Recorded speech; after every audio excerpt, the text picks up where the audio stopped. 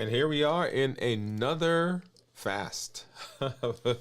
In another fast, another 72-hour fast here on Dwain Woode MD Live. And I am right now, let's see, 25 hours into this week's fast.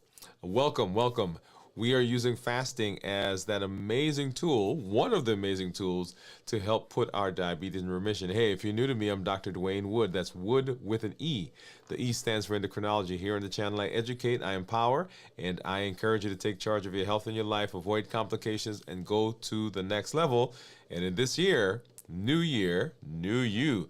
That's right. If you're new to me, go ahead and put new in the comments because we'd love to welcome you with a hand clap and some music, and let you know that we are happy that you are here in this space. If you are new and you have questions, actually, if you have questions at all, even if you're not new, go ahead and put those in the chat and go ahead and put a Q in front of them. So as I'm looking through those, I'll know that that is a question that I need to get to. Hey, welcome. Whatever platform you're joining us from, whether it's LinkedIn or Twitch, Instagram, of course, Facebook, or right here on YouTube, we welcome you to the space. Go ahead and say hello. If you see somebody who should be here that's not here, go ahead and let them know that they need to come on through and hang out with us as we move through the space. So what are we doing? What are we doing in the space? We're talking about reversing diabetes. I'm talking to adults with type 2 diabetes who want to put their diabetes in remission, who want to improve their metabolic health, who want to move in the direction of being healthy in their future. Regardless of what's happened in the past, they're moving into the space of being healthy right now. As we do, I've got my monitors that we're going to take a look at here in just a minute. I've got my meter that's you see there on the screen. And over to the side, I've got my glucose meters. I've got a Contour. I've got a Keto Mojo. And then, of course, I've got my strip. So we'll take a look at that as we move through this episode of fasting. So what are we doing? You should be asking, and a lot of people are asking, if you're just finding us, what's all this fasting that we're talking about? And to just have that discussion, let's do a backflip. And let's go back and let's set it up. So diabetes is one of the most devastating diseases that we have, that is known currently. And it touches so many different aspects of our lives. So there are people who don't have diabetes, but they suffer from other metabolic diseases, high blood pressure, high cholesterol, coronary artery disease, or they're at risk for those, polycystic ovarian syndrome, and so many other diseases. And so in this space, we've been walking through a journey, new year, new you. How do we create a better version of ourselves in this year? And specifically, we're talking about how to reverse diabetes. That has been our thrust, that has been our push as we've moved through this journey. And so we've learned several tools in the process of doing that. Lots of different things that we have learned on how to create meals, how to eat, how to minimize the absorption of the food that we're eating, the carbohydrates, how to look at medications that we're on and decide, hey, what medications should we probably stop, talk to our doctor about stopping, or what medications should we talk to them about going on?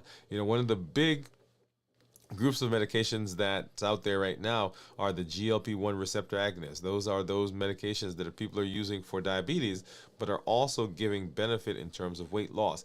And it has made such a tidal wave within the diabetes space. So all of that, those are conversations, those are tools that we have been going through and talking about as we're setting ourselves up for metabolic success. But one of the most powerful tools that we've learned is the tool of fasting.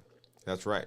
Fasting is a tremendous benefit, and we've seen so much improvement. We've seen so many success stories in our community here, and also in our practice, and just in people who have asked about fasting, who are now implementing fasting in their lives. They're getting tremendous benefit, whether it's decreasing the amount of medication they're on, specifically insulin and some of the diabetes medications. There are people who are coming off of medications for other diseases like blood pressure and cholesterol medication because fasting is helping to improve their metabolic health. There are three pillars that we talk about when we talk about fasting: decreasing insulin, suppressing the appetite, and reducing sugar. And fasting hits all three of those. And so, as we've moved through the new year, new you journey, as we've moved through the space, and we're using fasting, the question then becomes, how do we fast successfully? And that's what we're doing tonight. We're talking in this episode, we're talking about successfully fasting. So, on a weekly basis, I do a 72-hour fast, Wednesday, Thursday, Fridays. On Mondays, we do our show where we walk through the new year, new you journey. And then we come back and we talk about what is going on in our bodies. How can we be successful as we move through the fasting space? And that's what you're seeing right now. We're doing a fasting, and I am little over 25 hours into this week's fast. We will come back and do a check-in again at 48-ish hours, and then, of course, 72 hours. Last week, if you were with us, we did a 97-hour fast because we were coming off of the holidays. We were getting ready to go into a weekend of just hanging out with some friends, and so the types of meals that we were going to be eating, I should say made us, but I decided I was going to start the fast early, get into the fast so I can get my fasting into the week, and then, of course, go and enjoy myself with my friends. Okay, so fasting, how do we fast successfully? And that's what we're doing. And in this space right now, what we're talking about is artificial sweeteners. So we'll come to that here in just a minute. Let me hop over and let me say hello to, I do see some of our community members out there. So I see Juyeon. Hey, Juyeon, how are you? Juyeon says, hi, doctor. Great to see you again. And she said, fasting is great too, but I'm afraid it because of no food. Because you're having a scare. Okay, so it scares me because of the no food. Well, remember, and one of the things that we talk about often is this idea of moving in a gradual way, right? So we're not looking for everything to happen today, everything happen tomorrow. What we're looking for is a general move in that direction. And as we move, as we get better, as we learn tools, as we pick up different hacks, as we do it over and over, we become more consistent, and we get the benefit that we see with fasting. So for many of you who are out there and you're hearing fasting for the very first time and you're thinking to yourself, oh my God, I can't do that. I encourage you that you can. It is a gradual process, and it gets better over time. And as you learn the tools, as you learn the different things that we do, and as you practice, remember, practice. Training is important when it comes to anything that we're going to do where we are making big changes, where we've been doing something for a while and now we're trying to pivot and change and go in a different direction. It takes practice. It takes training. It will not happen overnight, but you want to stick with it and you want to keep going, and it really doesn't matter how many times you fall down or how many times it doesn't go the way you thought. The important thing is that you're getting up and that you're trying it again. Okay? All right, and then I do see Pamela out there. Hey, Pamela, she's saying hello. Thanks for coming through and hanging out with us. So let's go ahead, and I'm going to do my check-in. So when we talk about fasting, and let me get this. There we go. So when we talk about fasting, we, once again, are trying to set ourselves up for success. But with everything that we do, or anything that we do, if we're trying to improve, if we're trying to get better, it's important to make sure that you are looking at evaluating those things, seeing how your body's responding, particularly here in the health space, how your mind is doing with this new process, and are you getting the benefits that you thought you would get.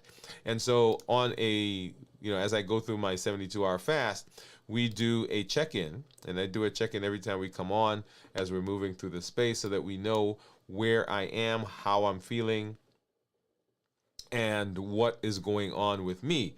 So there are several places where people sometimes will have difficulty, And one of those places is how they're feeling physically, mentally, and emotionally. And so as I'm doing my check-in, those are the spaces where I will do a check-in. So let me go ahead and let's hop over there, and we'll come back and we'll take a look at my monitors, as I said, here in just a minute. But let's go ahead and do our check-in. So I am, as I said, 25, little over 25 hours into this week's fast. And physically, I am feeling pretty good. Um, Often, when we talk about how we're feeling physically, this is, are we feeling tired? Are we feeling fatigued? Are we feeling like, we're hitting a wall? Do we feel like we're being sluggish or drained? I could tell that I need to get rest because, once again, this is another one of those weeks. So I came out of last weekend. As I mentioned, I went to hang out with some friends, and came back and have been kind of running ever since. And I mean, I am getting rest, but I do think I need to get a little bit more. So I'm probably getting about 6 hours, maybe 5.5, 6 hours. So I need more. So I could tell that I am feeling a bit tired, but I'm not feeling sluggish. I'm not feeling like I'm hitting a wall. Okay, so those are important things. And we'll talk as we go through the week. If you, when you come back to join us on Friday, we will do our check-in where we're doing a complete check-in or complete review of fasting. So how to prepare for a fast, how to get through the fast, and of course, how to break the fast. So physically, I'm not feeling sluggish. I'm not feeling lightheaded, dizzy, or sweaty. Or I'm not feeling any palpitations. Those are things that people will feel as they move through the fasting. Mentally, I'm feeling clear. Once again, your mental or your mentation will go along with how you're doing physically. So if you're not rested, then you can have sluggishness in your thought process. I'm not feeling cloudy. I'm not feeling like I'm in a bubble. Those are the phrases that people will use as they talk about how they're feeling mentally. And then, of course, emotionally, had a great time over the weekend. I came into this week, honestly, with a little bit of heaviness because, hung out with some friends, talked with them, and of course, we had fun, but we had some interesting conversations, some serious conversations, and then coming back home and then having conversation with some folks here in my family, and so it was one of those weeks where the conversations were a little heavy. And so, as a matter of fact, my team, someone said to me on my team, you're not yourself. And that was Monday and yesterday. But the fasting wise, I think I'm doing well. And with fasting, as you know, your emotions play a big part in the fast. I actually started the fast on Monday when I got back, right? Because I had gone away. I started the fast, and then had gone through probably about 24 hours. I think when we did our show, I had done a little over 24 hours, and so the plan was to continue that fast into the rest of the week. So we're going to do another one of those longer extended fasts. And my mind got into those spaces as I'm describing with my family and friends and some of the conversations. And I found myself in the kitchen, and in my brain, I'm like, okay, what are you doing? What are you doing? As a matter of fact, one of my team members asked me, hey, what's going on? And I said, right now I'm buffering. I said, right now I'm buffering. Okay, so we broke that fast, and we are now into our 24 hours fast. We normally do a Wednesday, Thursday, Friday. So we're in the fasting space that we were supposed to be in. I intended to do that earlier, but as you know, life happens, okay? So that's what's going on in terms of check-ins, but make sure that you are doing those same things as you're moving through that space as well, and that you are checking in with yourself to see how things are going. Hey, Jennifer, I see Jennifer out there. Let me hop over and say hello. So Jennifer says, howdy all. Let me scroll down and get to that. Howdy all from Jennifer. She says, hey, Pam and Gion, and hey, Doc. And, of course, Gion is saying hello back. All right, so let's hop over and let's take a look at let's take a look at blood sugars. And here is what my blood sugars are right now. This is my Freestyle Libre. This is a Libre 3 Plus. And you'll see there in that whitish line, that's kind of squiggly line that's going through there. That's what my blood sugar is right now. It's 97. And about 12 hours ago, it was right at 150, or right below 150. If I go over and take a look at my Dexcom, if I go to the 12 hours, we can scroll back where we are right now, 97, and then back into the last 12 hours. And that's where we are in terms of what the Freestyle Libre said. But if I scroll back to 24 hours, okay, I want you to take a look at this. Oh, if I can get this, come on. Okay, there we are. So right where we are, so going back, this is about 24 hours or 12 hours.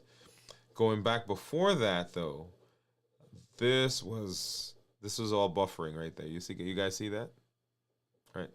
So this was, and we'll take a look at my monitor here in just a minute so that you could see what was going on prior to that.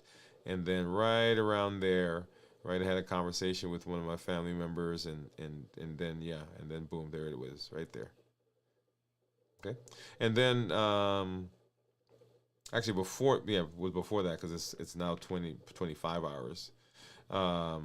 But you'll see what happens there in terms of blood sugar, and look at that. So the blood sugar continued to fall, and it took until, what was that, about 2:30 this morning, before we got around 3 o'clock, before we got to 150, and then kind of went down, right? And then of course right here you see that's toothpaste, and then for the rest of the day continued to going down. Okay, there we are. Awesome. All right, so let's hop over now and let's take a look at, here is my these are my monitors, and let's look at this view actually. And all right, so here's my Contour and then my Keto Mojo. So let's get a strip out for the Contour and get that in there.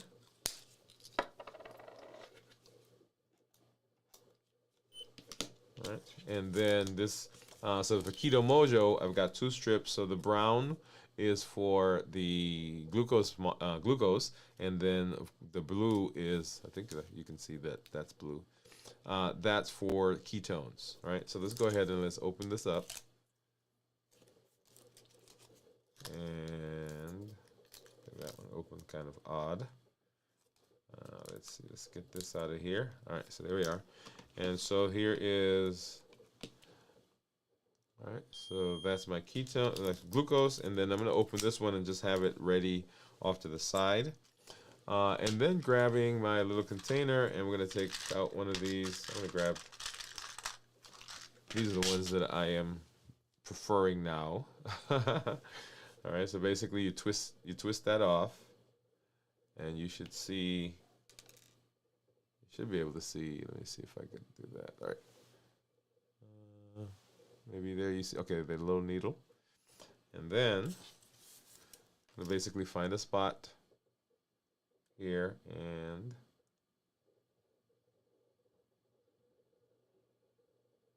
ow.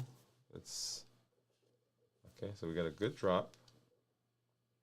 And what do you think my ketones are going to be if you go ahead and drop a guess into the chat? So a little over 25 hours.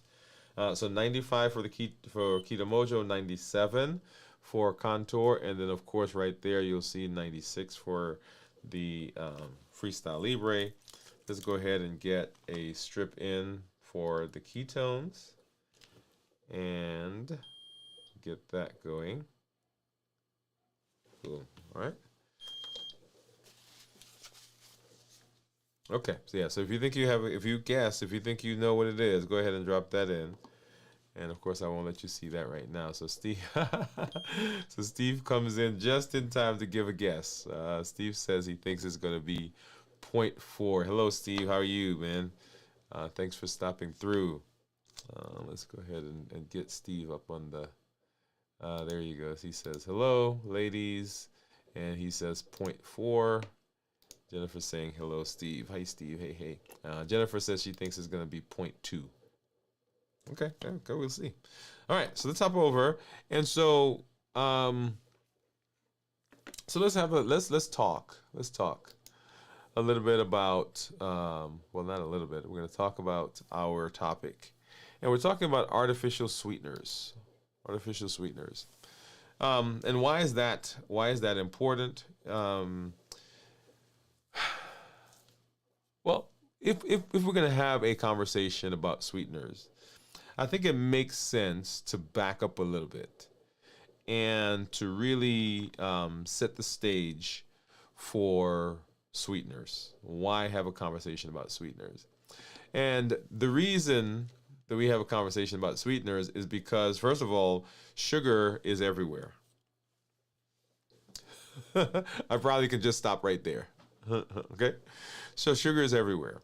So one of the most ubiquitous things, ubiquitous means everywhere, that we have are carbohydrates. Most of our snack foods are carbohydrates. It's difficult to find food that you eat that doesn't contain carbs. In fact, if you go to a restaurant and you have a dish that is savory, right? So not sweet, not a dish that has sugar in it, not supposed to have sugar. And you go and you talk to the chef, and this is like, oh my God, this is like the best thing that I've ever eaten. A lot of times they'll put some sugar in it. They'll put some honey. They'll put some other kind of sweetener or some other sugary content, some other carbohydrates. Because what they're trying to do is they're trying to cut the bitter taste that may be there. They're trying to cut some of the saltiness that's there.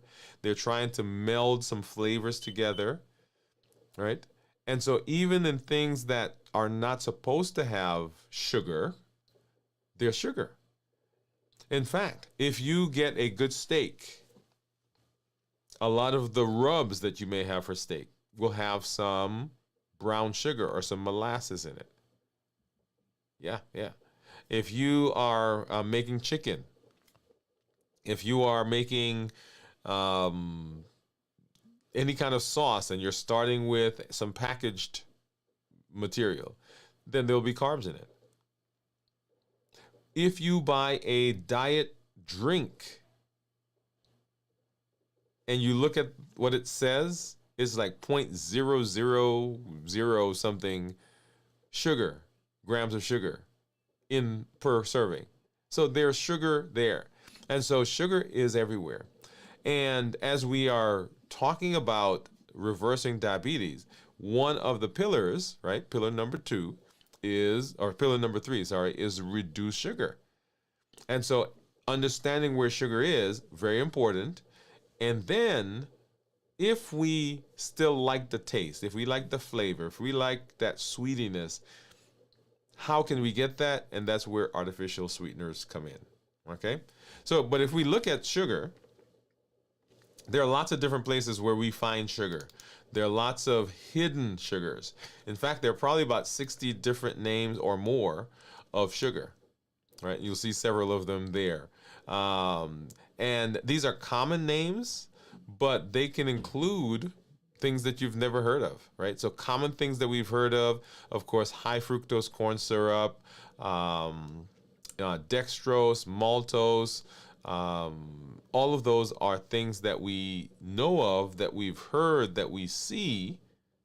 We know those, but sometimes there are things that we don't know, right? So sucrose, like we say, we know that. So high fructose corn syrup, dextrose, glucose, of course, fructose, maltose, lactase or lactose, maple syrup is one. And cooking, a lot of people will use maple syrup in cooking. Now here's the kicker. Often we use natural to indicate, oh, this is something that quote unquote comes from nature, but that doesn't negate the fact that it still has sugar in it, right? Right, molasses, for example, corn syrup.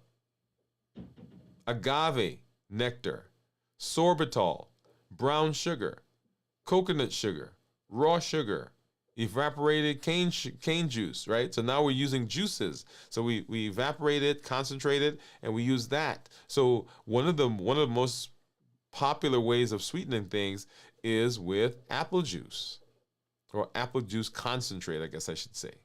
Okay? So caramel, rice sugar, fruit juice concentrate, that's one we just talked about. Palm sugar. So lots and lots and lots of different places where sugar will show up. And so understanding them, knowing them, allows you to, right, be successful as you're looking at, okay, well, how do I cut back on sugar, right? So one thing that you want to do is, when we're looking at sugar, is, hey, we're looking at total sugar versus added sugar. And you've heard me talk here in this space, and we've had conversations about this idea of balanced bites, right? So balanced bites says that what I'm doing is I'm reducing added sugar.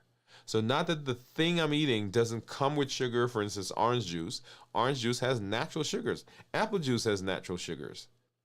A lot of the foods that we eat have natural sugars in them, but we are avoiding added sugar. And so when you're looking at your packaging, right? So on the nutritional facts, right? They give you the calories, they give you the total fats, they give you the total, the sodium, they give you the total carbohydrates, total sugar, and then that next line right there is added sugar. And so we want that added line, that sign line says added sugar, we want that line to be 0, or as close to 0. Sorry, I'm not going to fudge there. So it should be 0, right? But as you heard me say all the time, when we talk about our balanced bites, right? So we want to reduce, right? Notice it says that balanced bite says no sugar, no added sugar. We want to reduce sugar. And it is a process. It is a work in progress. So we're not beating you up because you have some sugar in whatever it is. Now you have to understand how that sugar will affect you, and you are working towards the no sugar, right? Because every bite counts. Everything that we use counts in our in the process of improving our health. Okay, so total sugar versus added sugar. And then when we think about sugar, the other important thing is serving size. So often it is the serving size that causes the issue. So if you look at a box, on the box it'll say, hey, a serving of this particular thing has this many carbs, has this much sugar in it. And then it'll say this box has 5 servings. That means then that whatever you saw as the carbs for that, the sugar for that, you have to multiply it by 5. So if you're looking at a package and it says, hey, this has 10 grams of sugar per serving, and it has 5 servings in the box, that's 5 times 10, that's 50 grams of sugar. And sometimes we don't consider that because, you know, we get a package and we think the whole package is a serving, but it actually is more than a serving. Okay? Well, how do these sweeteners play into what we do as we're talking about fasting, right? Well, there are certain daily values that that have been put out, right? So it shows you, if you look at the package, it shows you how much nutrition or how many nutrients of that thing is in the package. For instance, here you see yogurt. So how much sugar, how many carbs, how much salt, how much protein, how much fat is in it. So when you're looking at the package tells you all of this information. This all is important because we are setting ourselves up for success as we think into the future of balanced bites. Understanding what's in the package helps us know, right? Helps us know. We'll come to a point here in just a minute, because balanced bites, one of the big things of balanced bites is whole foods. Foods as natural as possible, as close as possible to when that food was first grown or picked. Okay. And so understanding the ingredients. When you look at the ingredients, one of the important things is understanding that the ingredients are listed in order of the quantity in the package. So if the first thing that you see is sugar, that means that there's a lot of sugar in there. Right? It's the very first thing. So sugar and then a bunch of other things, right? But if you see a bunch of other things, it says, fiber and vitamin A, vitamin D, all those things. And then way down somewhere it says sugar. That is something that you should look more favorably on than something where the sugar is the first thing. Well, how does this all fit, though, into what we're doing? We're talking about fasting. So that's the backdrop. Why sugar is important. And so the sweet debate, understanding sugar substitutes and their impact on your health. So should we use should we use sweeteners? Should we not use sweeteners? Are they good for us? Do they cause, right? All these other things. And so there are all these conversations that are going on, even right now, probably in some room somewhere, somebody's having an argument about sweeteners. Right? But we're not going to have a debate. We're not going to have an argument.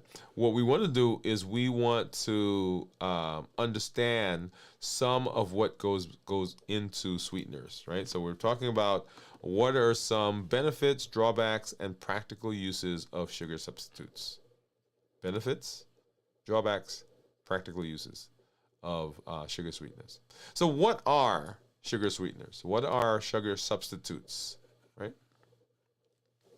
Sugar substitutes are alternative sweeteners. They're alternatives to traditional sugar. Remember, when we think about sweetening something, we can think of a lot of things that are quote unquote natural. Of course, sugar is the one that a lot of people think about. Prior to sugar, there was honey. There is now there's molasses. There's maple syrup, where maple syrup comes from trees. But once sugar came on the scene, sugar took over because it was so much easier to just grow it and process it and refine it, and now to actually concentrate it. Now, most people think that most of the sugar that we have comes from sugar cane, which is traditionally where it was from. But actually, a lot of sugar now doesn't come from sugar cane. It comes from sugar beets. Yep. Because it's much easier to grow. The manufacturing process is cheaper, less expensive. You can get a higher yield. You can rotate those crops more quickly. Because you put cane in the ground, the cane has to grow, and needs all this water, and you got to go and you got to process it, you got to grind it, and right, so all that stuff. But a sugar beet, you put that in the ground, you get that, you put another one down in the ground. Okay, so sugar comes from there, but then we like the taste. We've gotten used to the taste of certain things, and we want to get the taste without getting the rise in blood sugar.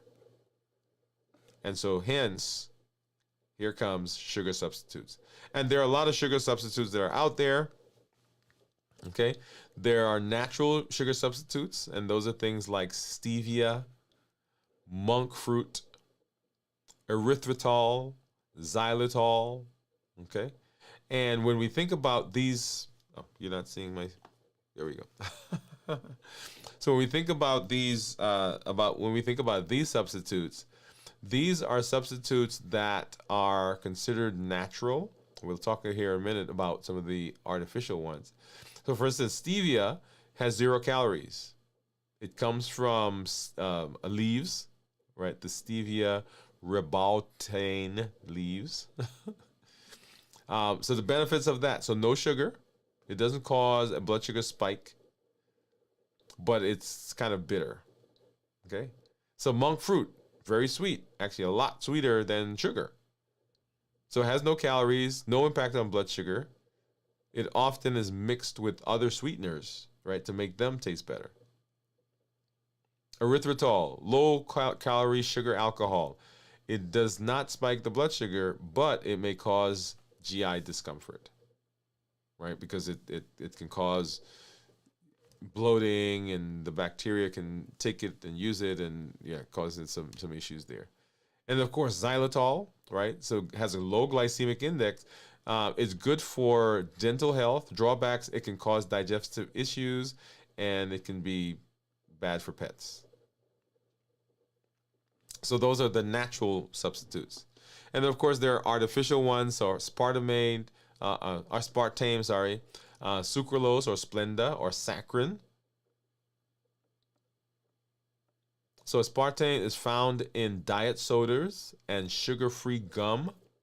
It's low calorie. It's widely studied.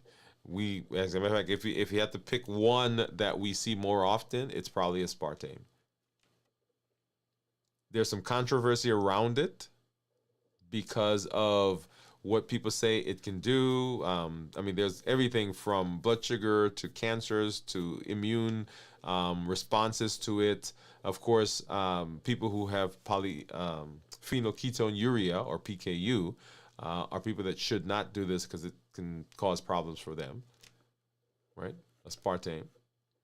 Sucralose or Splenda, used in baked goods, beverages. It's heat stable, so that it's using a lot there. So you'll find this one more often in your baked goods. So no effect on blood sugars, but drawback is that you can have an effect on gut bacteria. Right. So remember, as we're talking about sweeteners, yes, we're talking about sweeteners as it relates to blood sugar and diabetes and fasting, but there are other things that happen that, sure, the sugar is good, but hey, look at this other thing that it does. And this is what you're seeing here when I'm talking about the GI tract and drawbacks from some of those and what it does to the gut bacteria.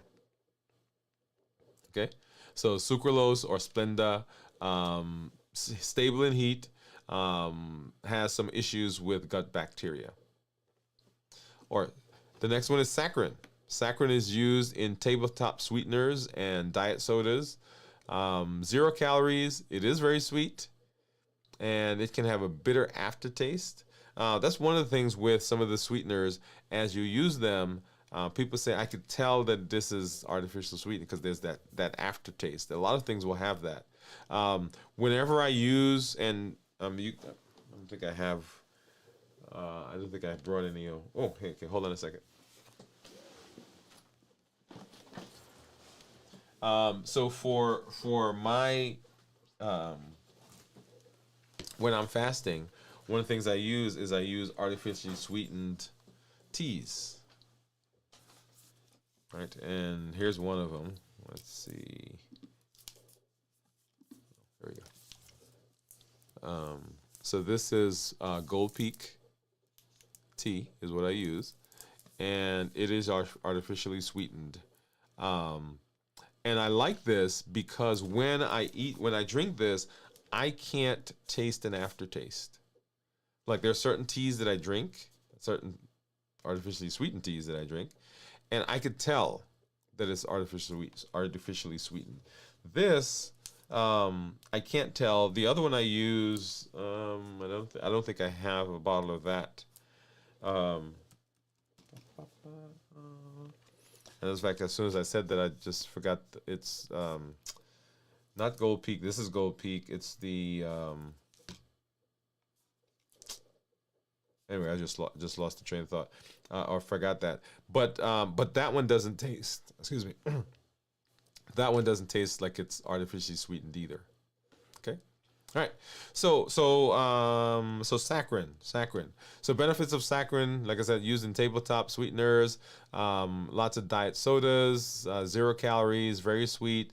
Drawbacks: it can have that bitter aftertaste.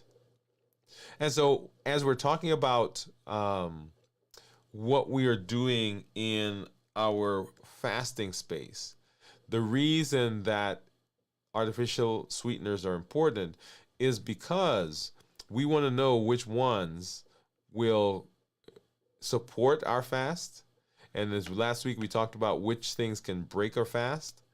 And there are a lot of people who will use sweeteners, like I use it extensively, right? Because during my fasting, and this is a good place to talk about this. When I'm fasting, and this has happened maybe over the last 3 or 4 months, when I'm fasting, if I drink just water, I get nauseated. But if I mix water with something like this, then I don't get the nauseated feeling. Okay, so you'll see me or at work, they're like, "Hey, did you drink water today?" Yes, but I also drank this, right? And so that keeps me going through the process. Now, if I didn't have this, of course I could drink, regular unsweetened tea, but I would probably be tempted to drink something that has real sweeteners in it, real sugar, and of course that defeats the whole purpose of what we're doing. Defeats the whole purpose of what we're doing here, right? So artificial sweeteners, very important in this fasting space, because you can use those as part of your fasting regimen to remain hydrated and still maintain the fasting, maintain your fasting. So it doesn't throw you out of ketosis. It doesn't break the fast. You're not taking in calories. So that's why it's important to understand the artificial sweeteners and be able to find the ones that work for you in terms of taste, and of course the ones that won't spike blood sugar. Awesome. All right. So let's see. I think I saw a couple of comments there. So let's go back. So Steve said, I watched the video today that talked about MA.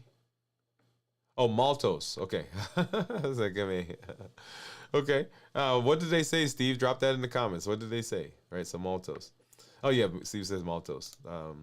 Jennifer says, biggest sweetener is corn syrup or high fructose corn syrup. Yeah, so it is huge, right? So a lot of places, a lot of things that we eat, drink, consume, we don't realize that it actually has high fructose corn syrup in it. Gina said, I would love to taste that, Jennifer, the high fructose corn. You're probably tasting it, actually, all right? She says, I have sugar addiction. Which sweetener is better? Which sweetener is better? Very good question, Pamela. So let's back up. So all of the sweeteners, any of the sweeteners that don't cause a spike in blood sugar and a corresponding spike in insulin are good. It just now matters what the taste is. And as you saw there, several of the ones that we talked about had a bitter taste or an aftertaste, and so that's where people will run into issues. But a lot of the sweeteners that are there will not cause a rise in blood sugar. Okay, for instance, stevia has 0 calories, and it doesn't cause a rise in blood sugar. It doesn't cause an effect in your blood sugar. Okay, monk fruit is very sweet, and it should not have an impact on your blood sugar. Should not have an impact on your insulin either. Okay, so those are good ones. As we get into the artificial ones, of course,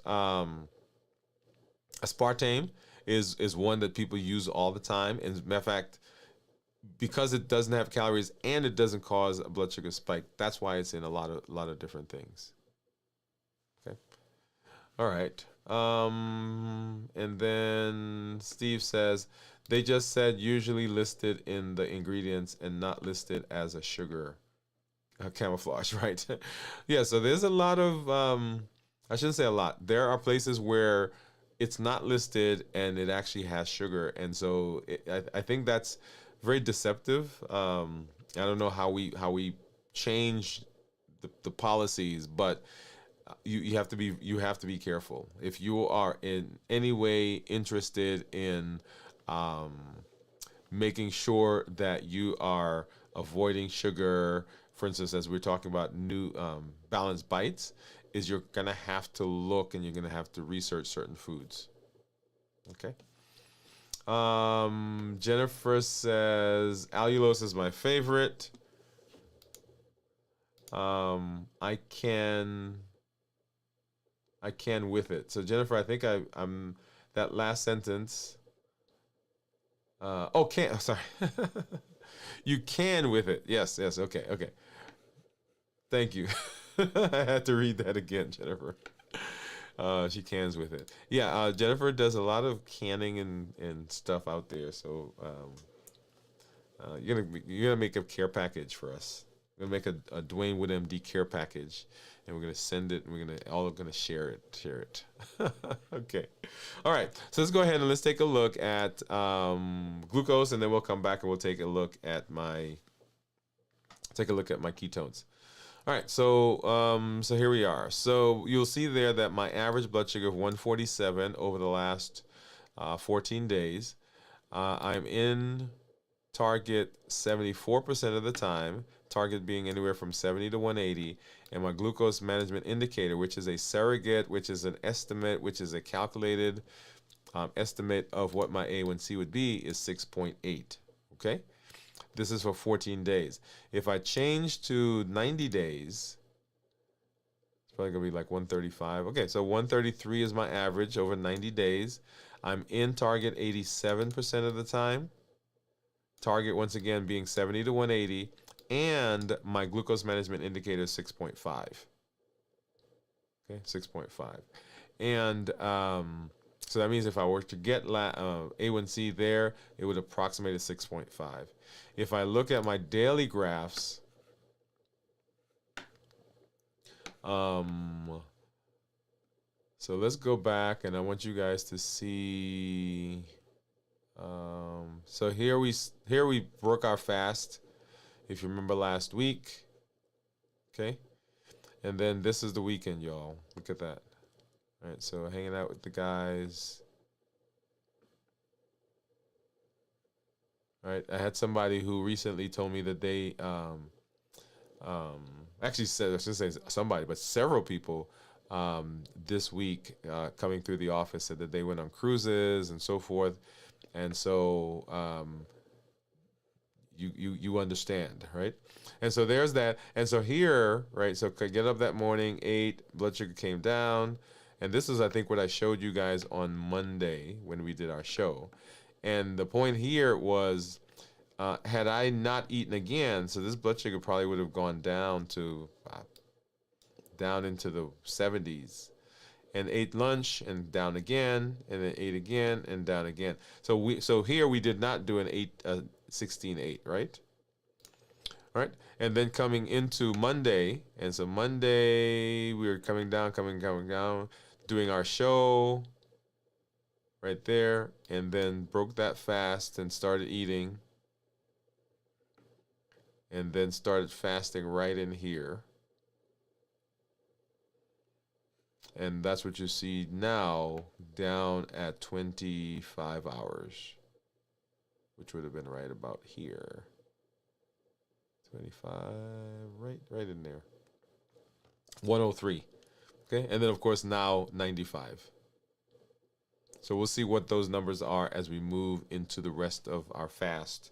Let's go ahead and hop over and let's take a look at what my ketones are. And let's grab this one out of there, move this off the screen. We'll need to get this started and move over to my Keto Mojo app. And let's go ahead and get it synced.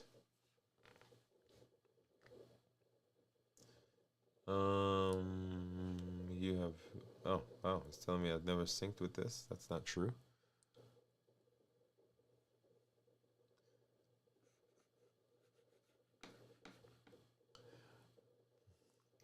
All right, so it's downloading, downloading. All right. Let's see. If you have any questions, pop those in the chat. Pop those in the chat. And while we're waiting for that to come up, I'm going to go ahead and drop into the chat the link for our community meetup, which is coming up on the 19th. Remember, we're moving that up by 1 week because the holidays are coming. If you've not already done so, go ahead and make sure that you sign up for that. Great time for us to get together and talk to each other, meet each other, talk about what's going on in our lives, and to support each other in the community. Right, New Year, New You. Remember, educate, empower, and encourage, and that encouragement comes from community. So make sure that you are, make sure that you signed up from that so you can join us. All right, and so we're right at 98% now. We're sinking, and 99. And I think Steve said 0.4, and Jennifer said 0.2. I think that's what Jennifer said 0.2. So drum roll, let's see what we have. And blood sugar of 95 and ketones of 0.2. Jennifer, yeah. So Jennifer hit it right on the nose. So remember, when we talk about ketones that are less than 0.5 are considered normal. 0.5 to 1.5 considered nutritional ketosis, and above 1.5 considered therapeutic ketosis. So if we look at this is last week's tracing graph, you'll see there that and let's move over to let's do this. There we go. You'll see there that as my blood sugars went down as I fasted, and that's the turquoise line, the tan line, that my ketones went up. So blood sugar going down, ketones going up, because once I started fasting, then the insulin levels go down as well. And once insulin goes down, then ketones come up, because insulin and ketones can't exist in the same space. And then coming into this week, there we go. All right, so coming into this week where we are now, you'll see blood sugars are up here at, so that was Monday at 110, and ketones were 0.2. And then today, blood sugar is 95, and ketones are still 0.2. Okay, that's at 25-ish hours of fasting. All right. So when we talk about ketones, we want ketones to be 0.5 or higher as we talk about metabolism and improving health and reversing diabetes and insulin resistance and all of that. We want ketones to be 0.5 or higher. Okay, awesome. All right, let's see. We've got some other comments here. Let's see. Jiyon says, I love maple syrup. Maple syrup is good. We use a lot. I shouldn't say a lot. We used to use a lot of maple syrup with my son. We used to make pancakes and waffles and all that. Not as much anymore. Jennifer said, I made apple pie filling from neighbor's apples using allulose as a sweetener. Steve says, yum. Pam says, I will own up to that. That was difficult, but I think I kind of did okay. And I'm trying to connect your comment, Pam. What was I talking about? Okay, just drop a comment again, and so I can connect that. Pam said, I will own up to that. It was a little difficult. I'm assuming that you're talking about when I was discussing the trip and the cruise. Right, so we had a lot of people come through who had gone on cruises for Thanksgiving, and yeah, yeah. Pam says cruise. She says cruise. All right. Okay. So, so as you are doing your fasting, as you're going through the fasting space, and you're looking for things to drink, remember we're remaining hydrated. Be mindful as you're looking at the different sweeteners and how they affect you, how they affect blood sugars, and so forth. Okay. Let's see. Jion says, Doctor, what do you think